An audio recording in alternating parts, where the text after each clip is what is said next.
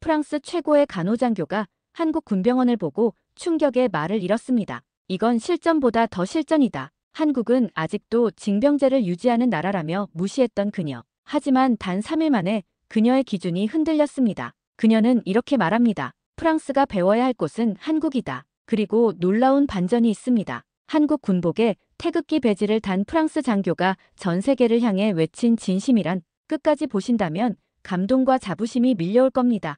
그럼 시작하겠습니다. 저는 마리안느 셀린느, 프랑스 파리 국방의료대학 소속 간호장교입니다. 유럽 전역의 나토 작전 병원과 다양한 긴급 구호 현장을 누비며 15년간 근무했죠. 그동안 세계 곳곳의 의료 시스템을 보아왔지만 한국에 대해서는 특별한 선입견이 있었습니다. 과잉 기술, 체계는 낡은 징병제 국가라고요. 마리안느, 나토, 아세안 연합군의료 협력 프로젝트에 참여할 수 있는 기회가 왔네. 상관의 말에 고개만 끄덕였습니다. 겉으로는 담담했지만 속으로는 한숨이 나왔어요. 왜 하필 한국인지. 회의실에서 브리핑이 시작됐습니다. 동료 장교들의 표정이 미묘했죠. 한국, 아직도 징병제를 유지하는 나라 아닌가. 시대착오적이군. 피에르 대령의 말에 다들 웃음을 터뜨렸습니다. 저도 동의했어요. 나토 수준에서는 실전 경험도 부족할 텐데 무엇을 배우겠다는 건지 모르겠네요. 앙투안 중령이 코웃음을 치며 말했습니다. 관료제만 넘칠 걸세. 우리 같은 직업 군인들과는 차원이 다르지.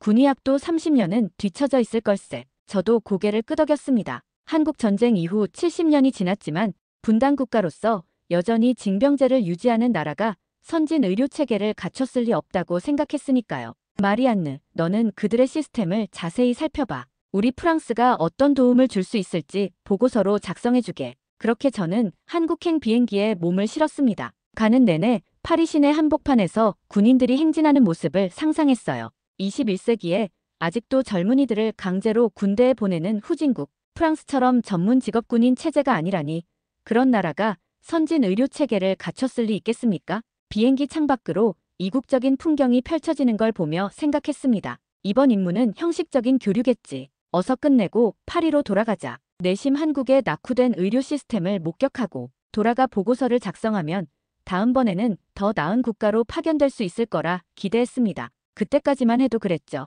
인천국제공항에 도착했습니다. 첫인상부터 예상과는 달랐어요. 자동 출입국 심사대, 다국어 안내 로봇, 완벽한 동선의 공항 시스템까지. 놀랍긴 했지만 곧 냉정을 되찾았습니다. 공항은 그저 쇼윈도야. 진짜 모습은 다르겠지. 수화물을 찾으며 이렇게 생각했죠. 프랑스도 샤를 드골 공항은 세계적이니까요. 하지만 실제 의료 현장은 다를 거라 단정했습니다. 출구로 나오는데 한 노부부가 다가왔어요. 할아버지는 서툰 프랑스어로 말씀하셨습니다. 프랑스에서 오셨습니까? 환영합니다. 저희도 한국 전쟁 때 프랑스 군인들에게 도움을 받았어요. 그분의 눈에서 진심이 느껴졌습니다. 놀라웠죠. 70년 전 전쟁의 기억을 아직도 간직하고 있다니. 제 남편은 당시 어린 소년이었는데 프랑스 군의관이 마을 아이들을 치료해 주셨대요. 이제 프랑스 파견 군인을 한국도 돕고 싶습니다. 가슴이 묘하게 울렸습니다. 프랑스는 한국 전쟁에 참전해 1200여 명의 부상자와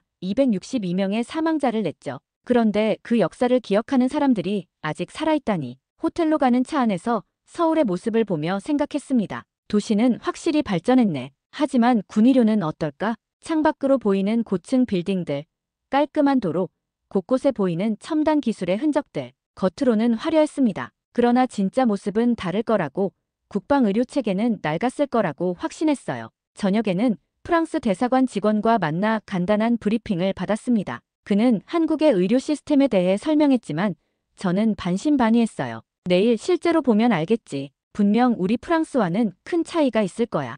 호텔방에 누워 천장을 바라보며 다짐했습니다. 냉철하게 판단하자. 그들의 시스템이 얼마나 뒤처져 있는지 정확히 기록해서 파리에 보고하리라고요. 하지만 그때만 해도 저는 제가 얼마나 큰 오만에 빠져 있었는지 몰랐습니다. 다음 날 아침 첫 방문지인 국군 수도병원으로 향했습니다. 차창 밖으로 분주히 움직이는 군인들의 모습이 보였어요. 젊은 얼굴들이었죠. 프랑스 직업군인들의 노련함과는 대조적이었습니다. 병원 로비에 들어서자 깔끔한 시설에 살짝 놀랐어요. 그러나 여전히 의심이 가득했습니다. 겉모습만 번지르르 하겠지. 실제 의료 시스템은 관료주의적이고 비효율적일 거야. 프랑스 군병원은 엄격한 위계 질서와 절차가 있습니다. 훌륭하지만 때로는 경직되기도 하죠.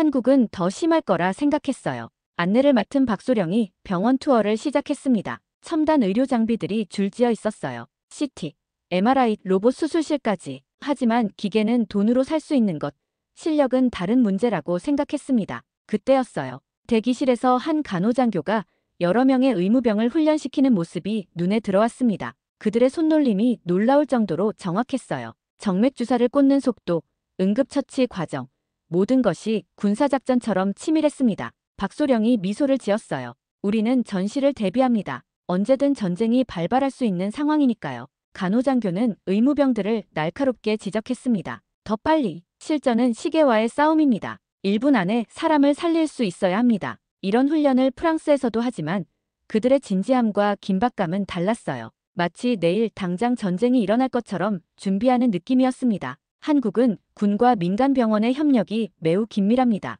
박소령의 설명이 이어졌어요. 민간 병원이 감당하기 어려운 대규모 응급 상황, 재난 상황에서 우리 군이 도맡아 지원하죠. 잠시 말문이 막혔습니다. 프랑스에서는 군과 민간의 경계가 분명했어요. 그런데 여기서는 그 경계가 유연해 보였습니다. 마침 오늘 야외 훈련이 있어 저희도 대기 중입니다. 함께 보시겠어요? 제안을 받아들였습니다. 아직도 의심이 있었지만 조금씩 호기심이 생겨나기 시작했어요. 진짜 그들의 실력을 확인하고 싶었습니다. 프랑스식 관점에서 그들의 부족함을 발견하리라 생각했죠. 그러나 곧 제 모든 편견이 완전히 무너지는 순간이 찾아왔습니다. 훈련장에 도착했을 때 모든 것이 평온했습니다. 여러 부대가 합동훈련 중이었고 의무대는 한쪽에서 대기 중이었어요. 박소령과 함께 관측대에서 훈련을 지켜보고 있었죠. 갑자기 무전이 울렸습니다. 낙하산 사고, 구역 7, 반복, 구역 7. 그 순간부터 모든 게 영화처럼 빠르게 진행됐어요.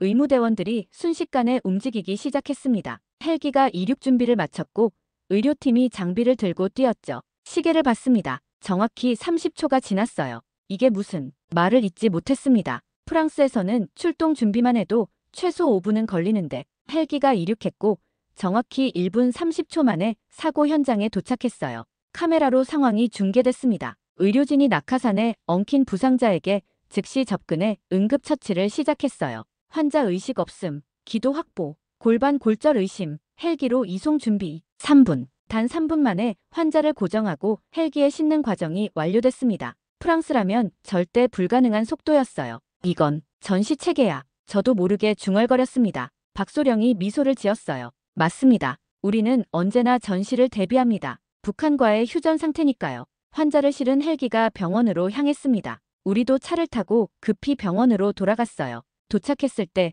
이미 환자는 응급실에 있었고 의료진이 분주히 움직이고 있었습니다. 한 의무병이 환자의 소지품을 정리하며 말했어요. 전우는 가족입니다. 우리가 책임져야 합니다. 그 말에 가슴이 뭉클해졌습니다. 부상자와 의무병은 서로 모르는 사이겠지만 그 책임감은 진심이었어요. 사고 발생부터 병원 도착까지 총 27분입니다. 박소령이 알려주었어요. 충격이었습니다. 프랑스에서는 보통 1시간 이상 걸리는 과정이에요. 나토 표준 시간도 45분인데 그들은 그 절반 시간에 해냈습니다. 병원 복도에 기대어 생각했어요. 이건 단순한 훈련이 아니야. 이건 생존을 위한 시스템이다. 제 생각이 완전히 틀렸다는 걸 인정해야 했습니다. 한국의 군의료 시스템은 낡은 게 아니었어요. 오히려 실전을 위해 극도로 세련되고 효율적인 시스템이었습니다. 그리고 그 모든 것의 배경에는 전쟁 중이라는 현실이 있었죠. 응급실을 지나 외상센터로 환자가 이송됐습니다. 자연스럽게 저도 따라갔어요. 박소령은 제가 수술팀에 합류해도 좋다고 했습니다. 프랑스의 간호장교님이 우리 시스템을 보러 오셨으니 직접 참여해 보시는 게 좋겠죠. 수술복으로 갈아입고 들어갔습니다. 수술실의 긴장감이 저를 감쌌어요. 그러나 의료진들은 놀라울 정도로 침착했습니다. 마치 오랜 시간 함께 일해온 팀처럼 완벽한 호흡을 자랑했죠. 간호장교가 지시를 내렸습니다. 혈압 9060, 맥박 120, 수혈 준비. 모든 것이 체계적이었어요. 의사가 집도하는 동안 간호장교는 마치 지휘자처럼 전체 흐름을 조율했습니다. 의무병들은 즉각적으로 반응했고요. 제가 수술 도구를 건네주려 했을 때 이미 의무병이 필요한 도구를 준비해 놓은 걸 봤어요. 예상을 한 발 앞서가는 움직임이었습니다. 프랑스 군병원이라면 이 정도로 되려면 몇십 분은 걸렸을 것. 자주 섞인 생각이 들었어요. 그동안 제가 얼마나 자만에 빠져 있었는지 깨달았습니다. 수술이 진행되는 동안 한국 간호장교와 눈이 마주쳤어요. 그녀가 미소 지었습니다. 저희에겐 1초가 전우의 생명입니다. 그래서 매일 매시간 훈련합니다. 그 말에 갑자기 눈시울이 뜨거워졌어요. 손이 살짝 떨렸습니다. 제 안에 무언가가 무너지는 느낌이었죠. 오만함일까요? 편견일까요? 수술은 성공적으로 끝났습니다. 환자의 상태는 안정적이었어요. 수술실을 나오는데 다리가 후들거렸습니다. 감정적인 충격이 물밀듯이 밀려왔어요. 복도 벤치에 앉아 생각했습니다. 한국의 군의료는 단순히 조타의 차원이 아니었어요. 나토 표준을 뛰어넘는 수준이었습니다. 그런데 왜 세계는 이것을 모르고 있을까요? 괜찮으세요?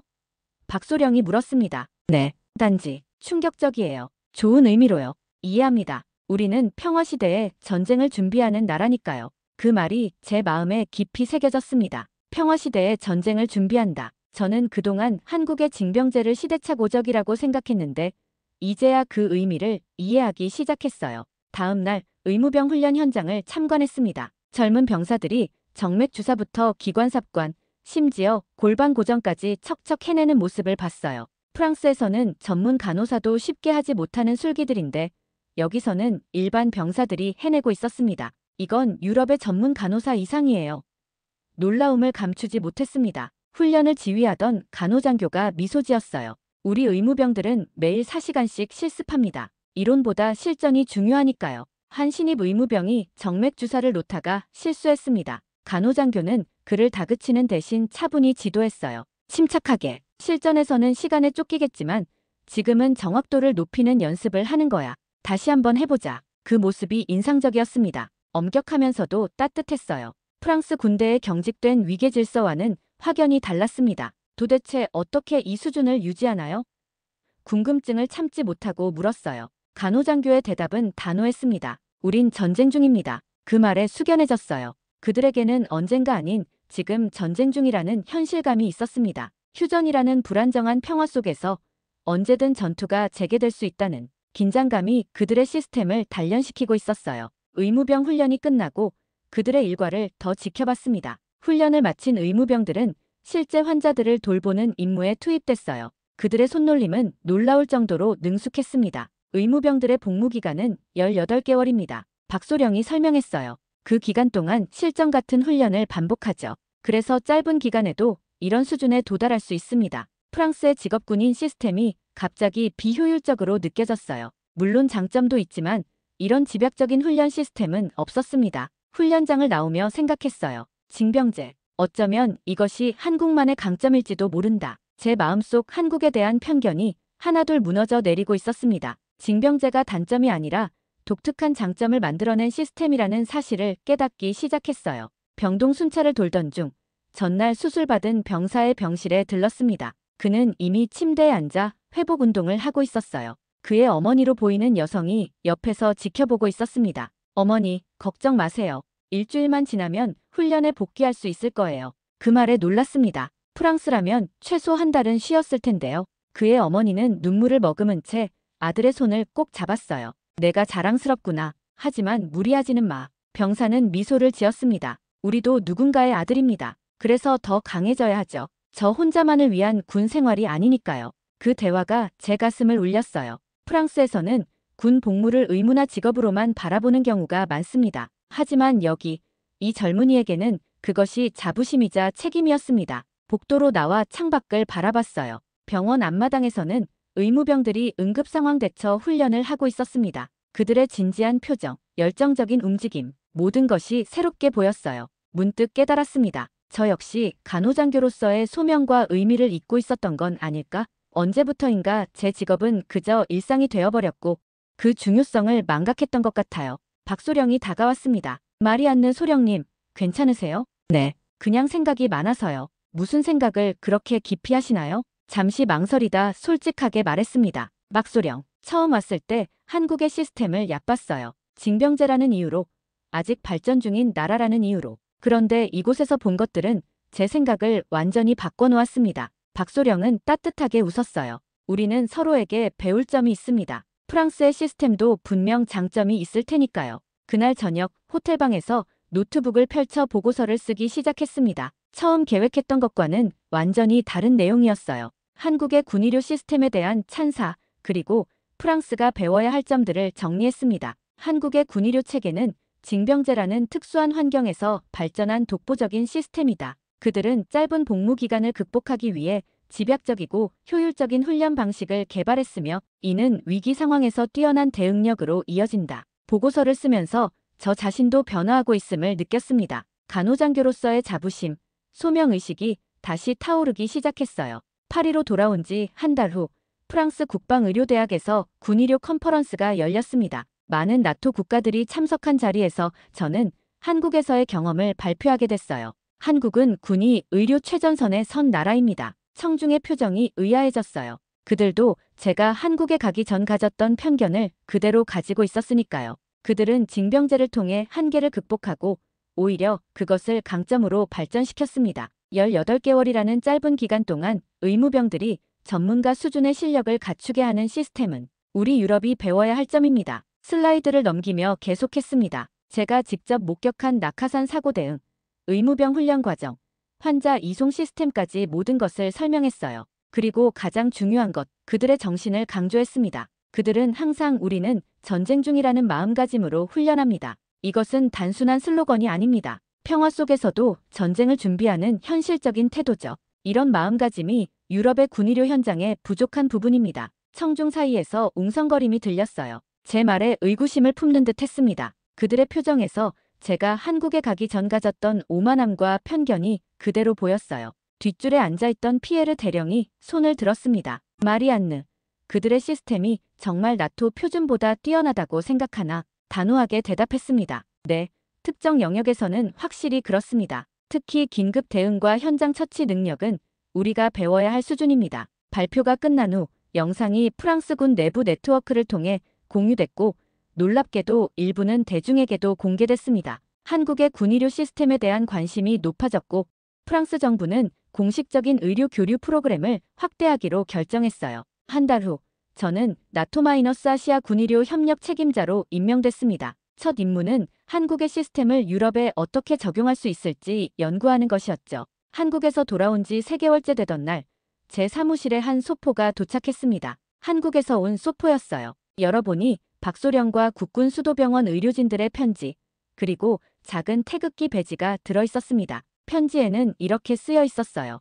마리안느 소령님, 당신의 발표 영상을 보았습니다. 우리의 시스템을 이해해 주셔서 감사합니다. 이 배지는 우리 의무병들이 받는 것과 같은 것입니다. 당신도 이제 우리의 전우입니다. 가슴이 뭉클해졌습니다. 제 책상 위에는 그날 찍은 사진이 한 장 놓여 있었어요. 낙하산 사고 환자를 치료하던 순간의 사진이었죠. 그 사진을 바라보며 생각했습니다. 나는 한국에서 진짜 간호장교가 되는 법을 배웠다. 프랑스로 돌아온 후에도 그날의 경험은 제 일상에 깊이 스며들었습니다. 훈련에 임하는 태도, 긴급 상황에 대처하는 방식, 무엇보다 간호장교로서의 소명의식까지 모든 것이 달라졌어요. 이제 저는 매일 아침 출근하며 자문합니다. 오늘 전쟁이 일어난다면 우리는 준비되어 있는가? 한국에서 본 징병제는 단점이 아니었습니다. 오히려 전문성과 효율성, 그리고 강한 책임감을 갖춘 시스템이었어요. 과잉 기술과 낡은 체계가 아니라 생존을 위해 극도로 세련된 시스템이었습니다.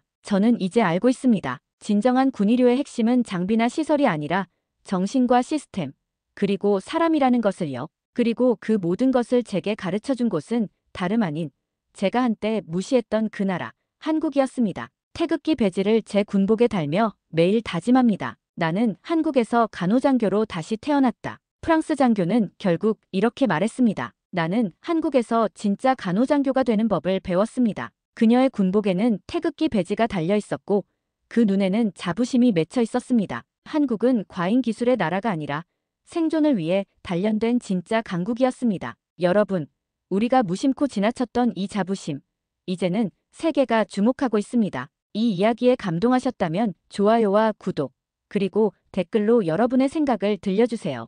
오늘도 자랑스러운 우리의 이야기였습니다. 다음 영상에서 더 큰 감동으로 찾아뵙겠습니다. 감사합니다.